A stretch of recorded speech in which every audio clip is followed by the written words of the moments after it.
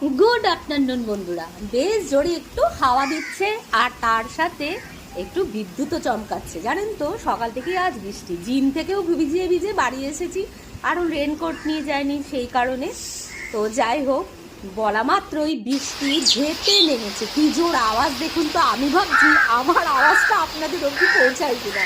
বেশ বৃষ্টি, কত পাখির বাসা রাস্তায় পড়ে গিয়েছে জানেন তো এই ঝড়ে।